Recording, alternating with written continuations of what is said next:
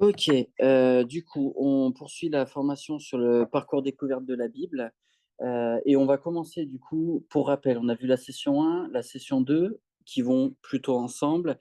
On avait vu la session 3 pour finir et là, on va commencer avec la session 4 et un peu dans l'idée de se remettre dedans, je vais diffuser la vidéo un peu tuto explicatif de la session 3 et 4. Donc, je vous laisse écouter et je mets le son un peu fort.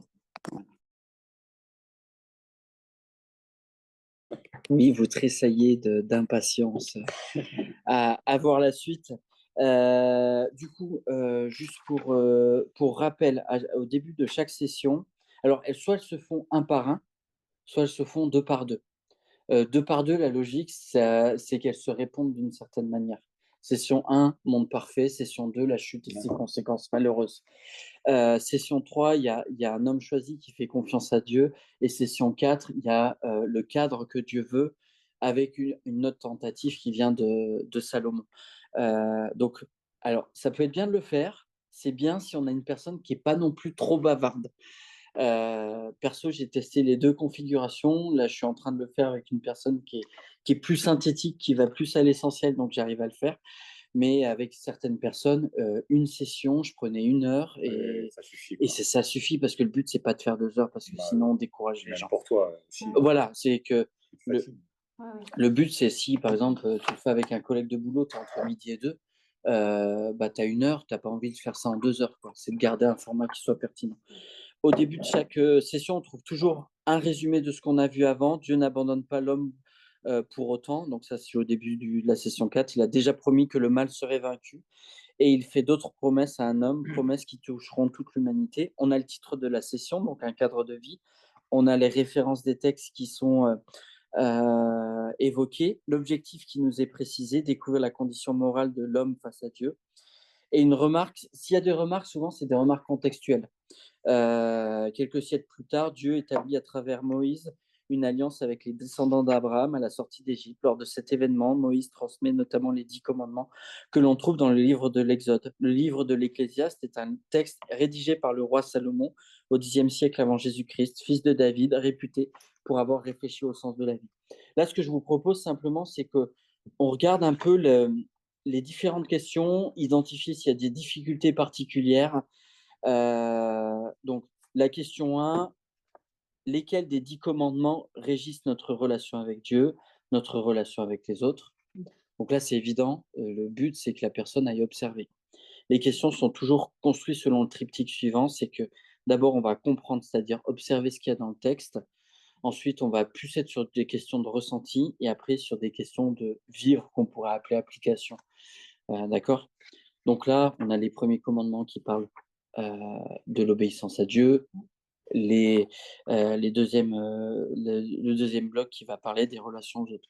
En soi, il n'y a pas de difficulté majeure là-dedans, sauf si vous en voyez une, mais pour moi, il ne me semble pas y en avoir.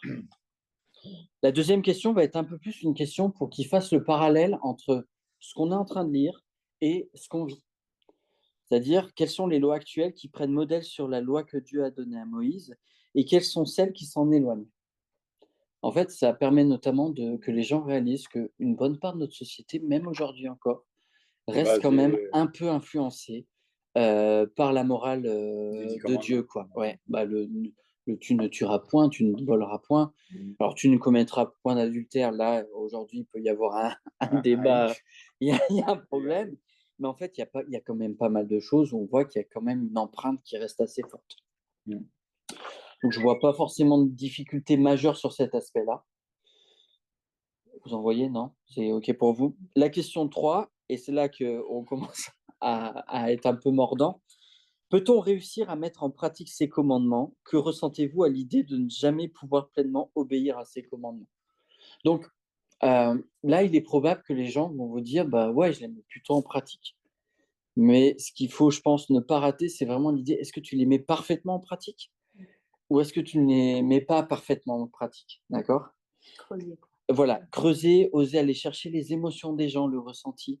Dans la vidéo, il nous parlait que ça pouvait être gênant, et il faut pas avoir peur des émotions des gens, quoi.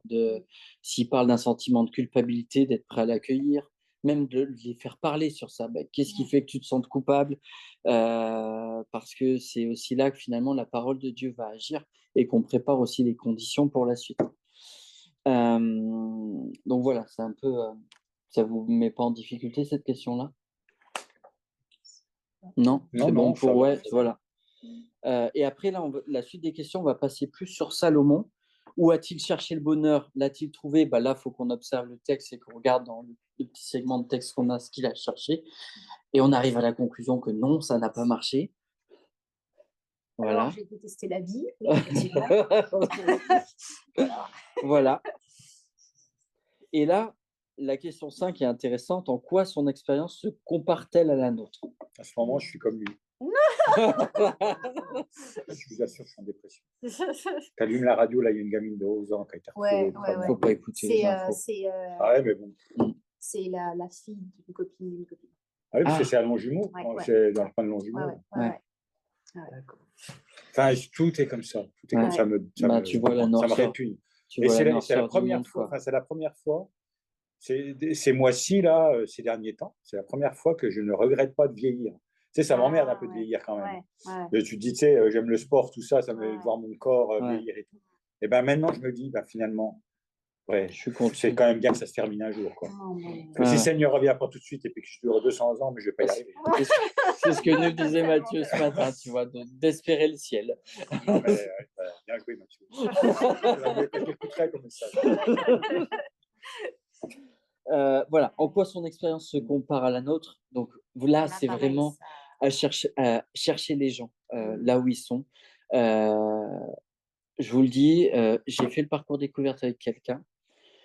Je suis arrivé à ce segment-là, j'étais stressé. Et en fait, quand il a vu l'Ecclésiaste et la quête de Salomon, il a vu la quête de sa propre vie. Et c'est ça qui l'a convaincu de se tourner vers Dieu. Il est rentré chez lui, il a commandé une Bible et il a lu tout l'Ecclésiaste. C'est mon livre préféré aussi. Donc vraiment, là, il y a une prédication là, sur TPG de Florent Varac, là, surtout l'Ecclésiaste. Enfin, sur l'Ecclésiaste, j'ai pas écouté. Il y a plusieurs épisodes sur l'Ecclésiaste. Et en fait, c'est vraiment un livre où là, on peut aller chercher les gens sur ce qu'ils vivent, sur leurs souffrances, sur leurs difficultés, sur leurs insatisfactions, sur tout ça, quoi. Donc, faut pas, là, pour le coup, faut pas avoir peur de même d'être dans le tu sur la question en quoi l'expérience de Salomon elle te fait penser à ta propre expérience.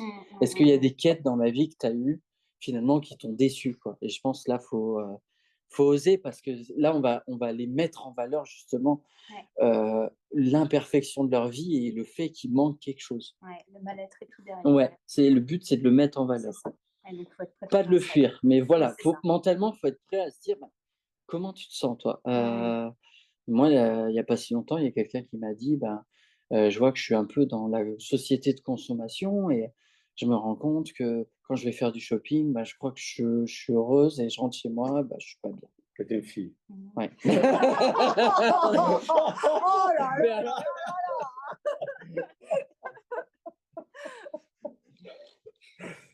Ouais. Oui. Voilà. Donc, c'est bien d'oser aller chercher les gens sur leurs émotions. Parce que peut-être on a un peu plus de mal à faire. Ensuite, comparer ces deux visions de la vie. Donc, suivre les commandements de Dieu d'un côté, suivre les plaisirs, vivre dans les plaisirs et sans aucune limite comme Salomon. Quels sont les points communs et les points divergents? Quelles sont les conséquences de chaque vision? Donc là, on est vraiment sur une question ouverte. Au fond, il n'y a pas de bonne ou de mauvaise réponse. C'est vraiment que les gens fassent le parallèle entre les deux choses. Je vous partage par exemple ce que quelqu'un m'a dit. Les deux, il y a une injonction de suivre le truc. Il y a un truc, ça peut rendre heureux. Et l'autre truc, ça ne rendra pas heureux. Tu vois, j'ai eu ce truc-là. Mais après, ça doit vraiment rester une question ouverte qui est, je trouve, assez dépendante des sensibilités des gens. Ah oui, ça. Voilà. Elle vous met pas en difficulté. Celle-là, elle n'est pas simple parce que je trouve que la réponse, en vrai, même pour nous, elle n'est pas simple. Mais le but, c'est... Et si vous voyez que la personne a du mal à parler ou elle vous fait une première réponse, faut pas hésiter à relancer. Mais tiens, pourquoi tu dis ça? Parce que des fois, c'est sur la relance que tu vas avoir les trucs intéressants. Donc voilà, pour la session 4, est-ce que vous avez des questions? Ben écoute, faut regarder aller, hein. C'est assez clair. On reste toujours sur ce but, c'est de faire parler les gens, c'est qu'ils s'approprient la parole de Dieu. C'est pas faire de la théologie ou. Il faut pas aller trop loin. Non, le but c'est de garder la simplicité. Vraiment, bon, faut se mettre dans la peau de Jésus, quoi. Garder la simplicité du message pour les gens, quoi. C'est ce qui va les toucher. Donc ensuite, on va passer au bloc du coup 5 et 6. Donc session 5, c'est un Messie promis. Session 6, c'est la naissance de Jésus. D'accord. Là, ça y est, on fait le virage. Là, on bascule. Voilà. Là, on bascule. On fait la bascule et je vais faire comme tout à l'heure. Je vous montre la vidéo. Et pareil, si des fois vous voyez qu'il y a quelqu'un qui bloque sur des petites choses de ce genre, un conseil qui peut être pratique, c'est si vous arrivez à trouver des exemples ou à réfléchir à des exemples qui permettent d'illustrer quelque chose, ça peut être vraiment sympathique. Par exemple, sur la question classique, ça va être comment introduction. Je vais aller sur mon truc. La question classique, par exemple, Jardin d'Éden, je reviens un peu aux sessions d'avant. Jardin d'Éden, le classique, ça va être ah, il veut pas. Mais pourquoi Dieu il a foutu un arbre qu'on n'a pas le droit de toucher, quoi. Et en fait, on peut partir sur des discussions théologiques un peu complexes, ou sinon on peut trouver une image, et c'est l'image qu'elle donne dans la vidéo, par exemple, de dire c'est comme si on était dans un supermarché où on choisit l'analogie qu'on veut. On a le droit de tout prendre, absolument tous les produits, mais il y a un produit qu'on n'a pas le droit de prendre. Et en fait, on se rend compte que ça vient pointer aussi le truc de l'homme veut ce qu'il n'a pas. Donc, au lieu de dire pourquoi Dieu il a placé un arbre qu'il ne faut pas toucher, de partir sur la question, par exemple, de l'existence du mal. Et là, on n'est pas là pour finalement trancher cette question-là, quoi. Les théologiens eux-mêmes n'y arrivent pas, donc il ne faut pas qu'on ait cette prétention-là. Donc voilà. Je vous passe du coup session tuto numéro 3, vidéo 5 et 6.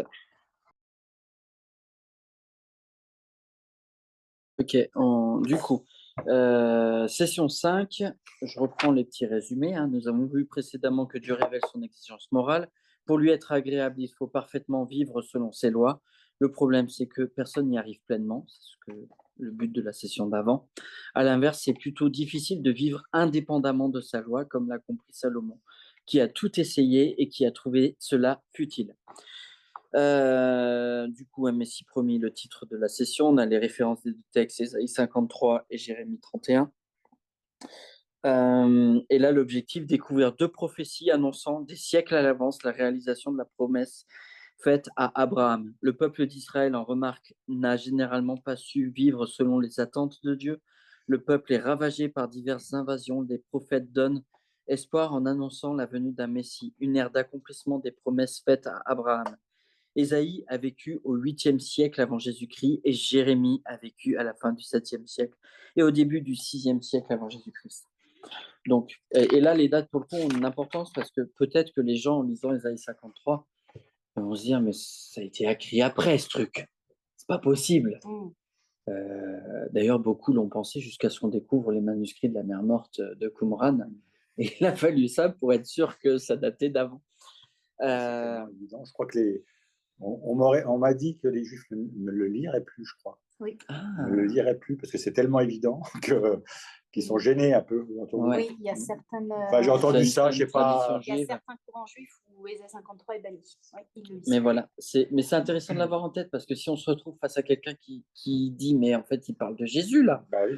Mais ça a été écrit après, d'avoir en tête que non, on sait que c'est Ésaïe du 8e siècle avant Jésus-Christ, et on a la preuve historique que ça a bien été écrit avant. Donc c'est quand même deux éléments qui sont importants. Ok, donc Première question, elle est assez simple. Selon le texte d'Ésaïe, à quoi allait ressembler ce serviteur annoncé? Donc là, clairement, c'est de l'observation pure et dure. Et en fait, on voit que c'est un serviteur qui est pas très attirant. Un rejeton qui sort d'une terre toute sèche. Il n'avait ni beauté ni splendeur propre à attirer nos regards et son aspect n'avait rien pour nous plaire. Méprisé, délaissé des hommes. Donc clairement, c'est pas une description qui nous donne envie. C'est pas un Messie conquérant. Ok. Qu'allait faire ce serviteur? Que prendrait-il sur lui? Qu'offrirait-il? Je pense que vous avez les réponses. Il est question de prendre sur lui nos fautes, nos maladies. Et il offre sa vie, yes. Vous voyez d'autres choses ou pas?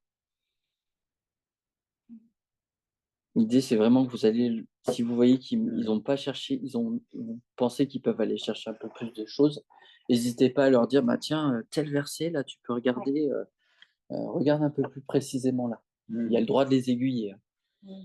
D'accord, faut pas hésiter. Donc, on voit qu'il offre sa vie et sur lui, il prend nos condamnations, on va dire au sens large. Ok. Quelles sont les images ou expressions qui sont utilisées pour décrire le problème des êtres humains? Donc là, on est un peu sur de la métaphore. Et je cherche. C'est à cause de transgression. Ouais, transgression, maladie. Voilà. Le but, c'est de faire ressortir un peu tout ça. D'accord. C'est vraiment.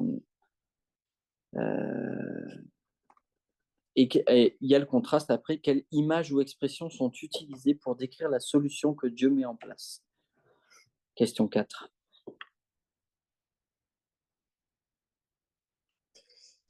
Alors,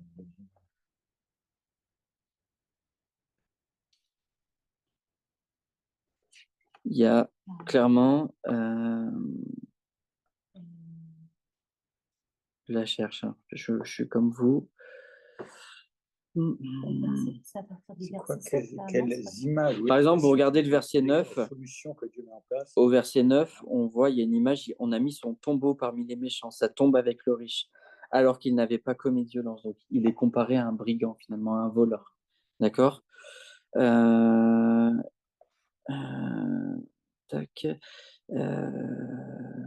Je le trouve plus.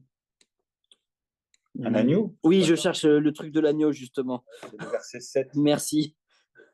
Verset 7, il a été pareil à un agneau qu'on amène à l'abattoir, une brebis muette qui n'a pas ouvert sa bouche. En quoi cela fait-il écho à ce que nous avons déjà vu? Nico, tu vas peut-être avoir du mal.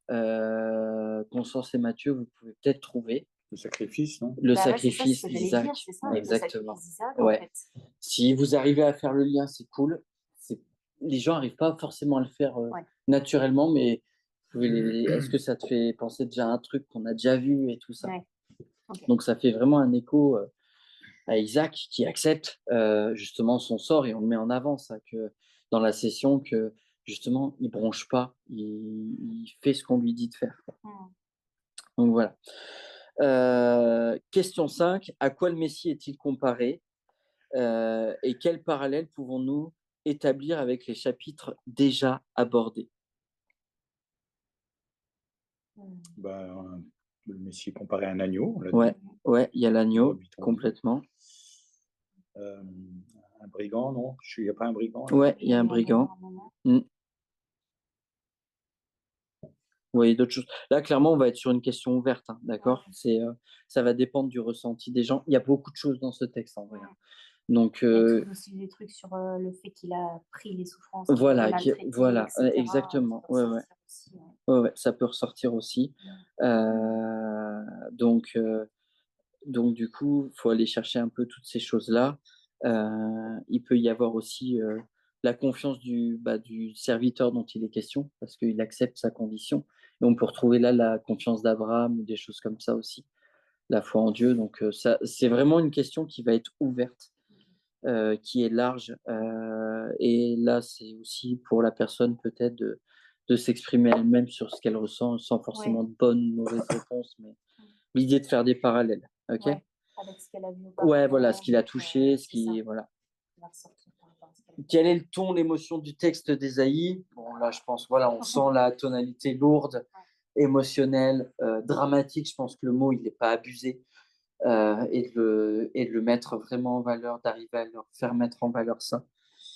Ça peut être quelque chose qui va être assez important. Et la question 7, qui va être intéressante, là, on va être vraiment sur la réaction des gens. Quel sentiment ça fait naître? Qu'est-ce qu'ils en pensent? Comment ça les fait réagir? Est-ce que ça les révolte? L'idée que quelqu'un meurt pour les fautes, on peut aller chercher ça justement. Est-ce que ça peut être de la culpabilité? Quelqu'un, je sais que Florent, je l'ai déjà entendu raconter que sur une session de parcours découverte, il finissait son parcours, il se disait au revoir et le mec revient en courant vers lui, il lui dit: «Mais en fait, si je comprends bien, je dois demander pardon à Dieu pour toutes les fautes que j'ai faites». Donc voilà, ça peut secouer et le dernier que j'ai fait, Attends, pas tout de suite, c'est pas la bonne.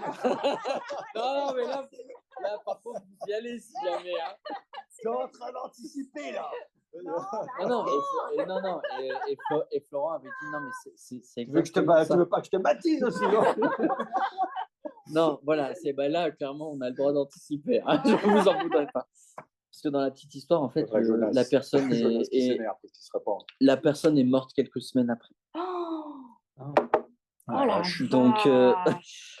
donc des fois, il y a des temps de Dieu et tout ce que Florent a su, c'est qu'en fait, la personne est venue rayonnante les dimanches suivants au culte.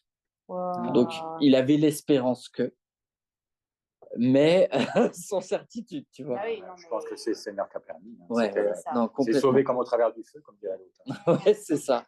Oh là là là Donc là. en fait, ouais, clairement, si vous voyez qu'il y a une porte pour l'évangile, vous y allez, hein. Ouais. Vous grillez toutes les étapes, c'est notre but, hein, je vous le rappelle. Donc voilà.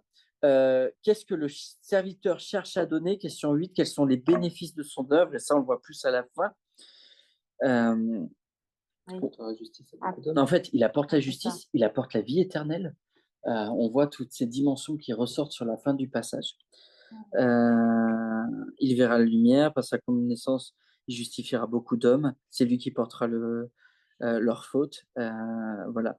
Donc, on voit vraiment toute cette dimension-là. Et on passe au texte de Jérémie. Donc, les questions, il y en a moins, forcément. Le texte est plus court et moins dense.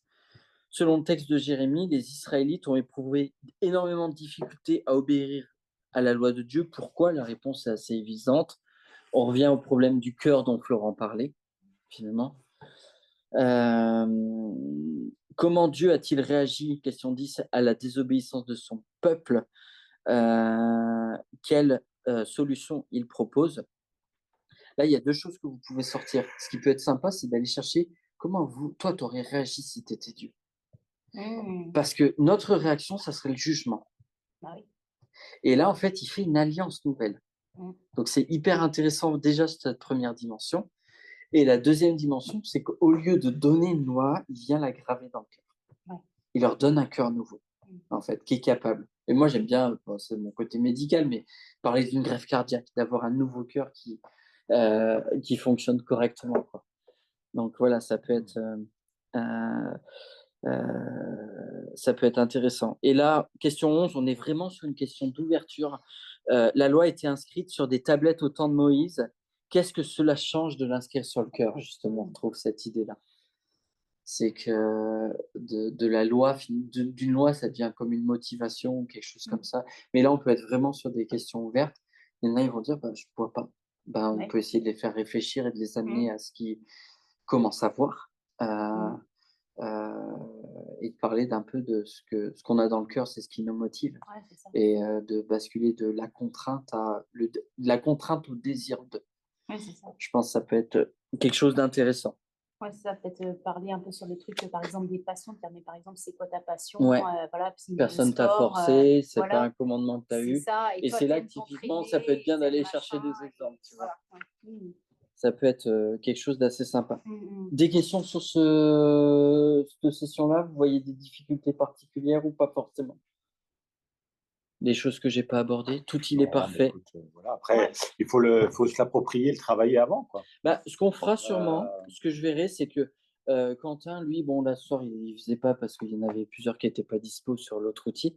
Mais ce que j'aimerais bien qu'on fasse, c'est que la 6e session, non, là, il en reste 2 après de session où on survole Ouais, ouais. l'outil et qu'on fasse une session en plus où genre on teste.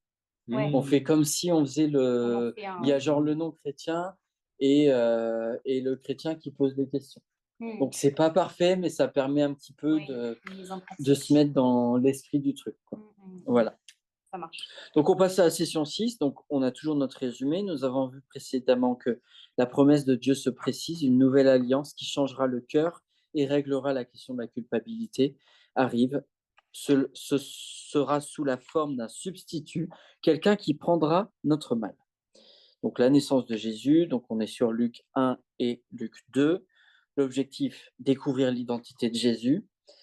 Une remarque, il existe 4 récits de l'Évangile qui signifient littéralement bonne nouvelle. Ce sont 4 biographies de Jésus rédigées par les apôtres Matthieu et Jean ou des personnes qui leur étaient associées, Marc et Luc. Voilà, c'est une remarque très simple. Et là, du coup, on va voir comment l'ange s'adresse-t-il à Marie et lui décrit-il l'enfant. L'adresse est assez théâtrale, hein, on voit vraiment le côté solennel et tout ça. Et la manière dont est décrit l'enfant, verset 32, il sera grand et sera appelé fils du Très-Haut, et le Seigneur Dieu lui donnera le trône de David, son ancêtre. Il régnera sur la famille de Jacob éternellement, son règne n'aura pas de fin. Voilà. Clairement, on s'arrête à ce que dit le texte, on ne va pas plus loin. Voilà. Qu'a dû ressentir ou penser Marie en entendant l'ange? Et là, on peut déjà aller chercher un peu de la perception. Bah, on a 2-3 réponses. Il y a quelques éléments dans le texte, mais on peut aussi aller plus loin. Oui, c'est genre, ça. mets-toi à sa place et ça. toi, comment C'est ça. tu vivrais le truc, quoi. On voit que elle doute, mais comment cela se fera-t-il?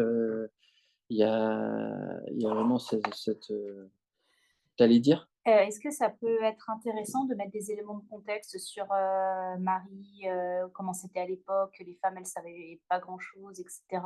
Ça peut être Qu'elles étaient intéressant jeunes, à voir au cas par cas. ouais. Surtout ce qu'elle savait, c'est qu'être enceinte avant d'être mariée. Ah oui, Tu il y a sais ça que là, aussi. Non, mais c'est clair, c'est le hein. roussi, là. Ah bah, c'est clair. Donc ouais, si vous sentez que c'est utile, de toute façon, vous les connaissez, les éléments de contexte, donc si vous sentez que ça peut être utile, il faut y aller. Si vous sentez que c'est pas pertinent, que la personne va chercher les trucs tout seul, pas besoin. Mais rien que de se focaliser sur le principe qu'une puissance de Dieu vient sur toi et fait que tu es enceinte, alors que tu n'as rien demandé. Parce qu'on est quand même dans ce contexte actuel où les enfants sont censés être désirés. Ouais. Donc rien que sur ça, on peut s'amuser, hein, et travailler un peu sur la manière qu'elle aurait pu réagir, quoi. Ouais. Comment Marie parle-t-elle d'elle-même? Et là, c'est Bah, il y a déjà le comment est-ce Magnificat, justement, possible. qui apparaît, et il faut que je le trouve. Bah, il y a déjà le comment est-ce possible, Ouais, je suis c'est vierge. ça. Et après, tu as je suis la servante du Seigneur. Voilà. Que Donc ta il y a parole vraiment cette s'accomplisse pour attitude moi. d'humilité. Ouais. Elle n'est pas du tout dans la gloire ou je sais pas quoi, Ouais, mais c'est ça. elle se met vraiment dans une attitude d'humilité vis-à-vis de Dieu, et je pense que c'est vraiment un élément important qu'il faut aller ressortir. Que dire de Jésus s'il a été conçu par l'œuvre du Saint-Esprit? Là, on est sur une question importante. Ouais. Et notamment avec des personnes d'arrière-plan musulman, hein, parce que là, ça Ouais. va titiller. Hein. Ouais. Après, ça dépend comment il chemine. Ah oui, bien sûr. Je veux dire, il y a un gars, je l'ai vu la semaine dernière, ex-musulman, il m'a balancé, je considère la Bible comme le seul livre sacré. Donc, il y a, voilà, comme on disait tout à l'heure, il n'y a pas de schéma. Moi, Mais ce que je faut dis y à être mes prêt. amis, je cours avec des musulmans, et ce que je leur dis, je leur dis, mais il n'y a pas de relation sexuelle entre Marie et Dieu. Oui. C'est pas une relation sexuelle. Et je leur dis aussi, quand on dit fils d'eux, c'est qui a appelé fils de Boanerges, fils du tonnerre? Oui, c'est Jacques et Jean, ouais, je crois. Jacques et Jean. C'est qu'ils sont de la nature, du tonnerre. Oui, Ils sont de la nature du tonnerre. Je dis, le Fils de Dieu, c'est de la nature divine. Il est de nature divine. C'est ça qu'il faut comprendre. Ouais. Et il n'y a pas de relation sexuelle entre Marie et le Saint-Esprit. Il est conçu par le Saint-Esprit. C'est un miracle. une conception sans relation sexuelle. Mais ça, ils le comprennent après. Quand tu dis ça comme ça, ils vont le comprendre parce que eux, c'est tout de suite, c'est ce qu'on leur dit. Hein. C'est ce qu'on leur enseigne. On leur répète toujours la même chose. Donc en fait, ils disent c'est pas possible que Dieu ait une relation sexuelle. Voilà. Et là, on est d'accord. Mais après, tu leur expliques que non, il n'y a pas de relation sexuelle. Cet élément-là, je ne savais pas parce que je ne comprenais pas. Mais c'est sûr que oui, c'est super choquant si tu penses que Dieu a une relation sexuelle. Les fils de Dieu, il est de nature divine. Voilà. Comme les fils de Boanerges sont de nature du tonnerre. Mais il n'y a pas eu de relation sexuelle entre le tonnerre et la maman de Jacques et Jean. Et ton exemple, en fait, il montre que c'est bien d'avoir 2-3 billes en stock en fonction de la réaction qu'on va avoir. Moi, j'ai par exemple sur ça, donc le but de la question, c'est de dire qu'il est de nature divine. Oui. D'accord? C'est d'arriver à ça. OK? Mais tu as des gens, ils vont dire oui, mais du coup, c'est un demi-dieu. Oui. Ah oui, voilà.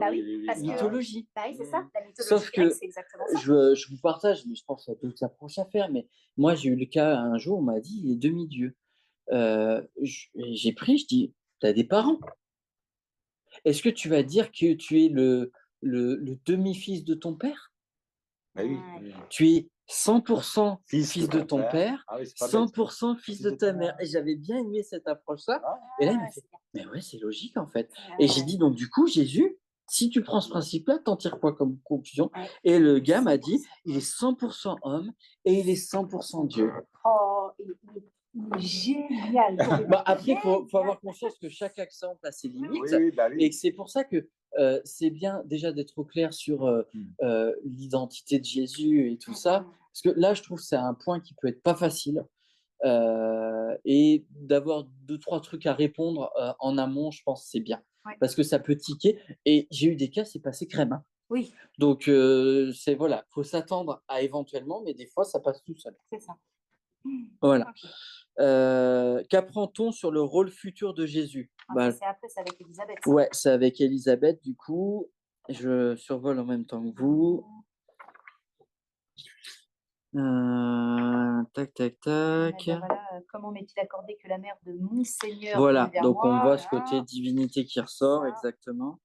Et verset 11, la page d'après, là, juste avant la session 7. Aujourd'hui, dans la ville de David, il vous est né un sauveur qui est le Messie, le Seigneur. Voilà, c'est clair, c'est net, c'est précis. Il n'y a pas de question d'interprétation. Hein. C'est le texte, rien que le texte. OK? Pourquoi Dieu annonce-t-il la naissance à des bergers? Et là, avoir quelques bases sur la condition sociale des bergers est utile.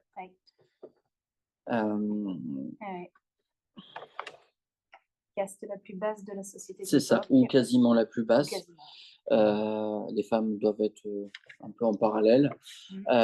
Mais de dire qu'en fait, Jésus se révèle à des gens faibles et humbles. Des gens faibles et humbles. Et du coup, ça marque finalement son intention aussi pour ceux qui sont dans la fragilité. Quoi. Je pense qu'il faut aller dans cette direction-là. Et là, il y a un peu une question de positionnement à la question 7. Donc là, c'est pas le texte, hein, c'est vraiment un peu, on encourage les gens un peu à prendre une forme de position, une sorte de point étape. On est à la moitié, hein, donc c'est vraiment le texte qui est à la moitié. Hein. Avec tout ce qu'on a abordé jusqu'à présent, si Jésus est sauveur, de quoi sauve-t-il? Voilà, donc il faut les amener. Soit ça va être limpide et là on se dit que il y a un truc qui se passe et qu'on est potentiellement sur le bon chemin. Soit ça va être flou, on va essayer de creuser un peu. Moi j'ai déjà eu la réponse de nous-mêmes, tu vois, j'ai dû aller un peu creuser et puis après la personne m'a sorti de c'est tout ce que je fais de mauvais, donc là voilà. Mais des fois la première réponse, faut oser renchérir. Mais globalement c'est le principe. Des fois quand quelqu'un nous dit quelque chose, faut pas hésiter à dire pourquoi tu dis ça, qu'est-ce qui te fait dire ça. Est-ce qu'il y a une expérience dans ta vie, quand on parle de vécu et tout ça, qui fait que pour vraiment aller à la rencontre des gens et de leurs émotions. Voilà. Très bien. Ça ressemble à ça. Ouais, c'est intéressant, il faut bien s'approprier, préparer un petit peu les questions, je pense faire un petit carnet de notes à côté. Quoi. Pas hésiter, en fait, je pense que globalement, l'exercice d'essayer de répondre soi-même aux questions est un bon exercice. Dire s'il bloque un peu ou qu'il n'a pas d'idée, on peut l'aiguiller un peu. C'est-à-dire que tu n'es pas obligé de tout tout faire livrer avant de commencer. Mais Ouais. maintenant, je le fais moins parce que je commence à bien le connaître. Je l'ai fait 4 ou 5 fois, je ne sais plus combien. Mais la première fois, je me prenais une demi-heure, je relisais mon texte. C'est ça. On parlait de la prière tout à l'heure, je pense, prier pour ça, pour pas qu'il y ait d'obstacles. Et vraiment, l'évangile a y touché le cœur, ça me paraît vraiment fondamental. Et aussi, tu n'étais pas là, Nico, pour la première, mais vraiment, le principe, c'est que les gens jouent le jeu et qu'en fait, ils fassent le travail de répondre aux questions en amont.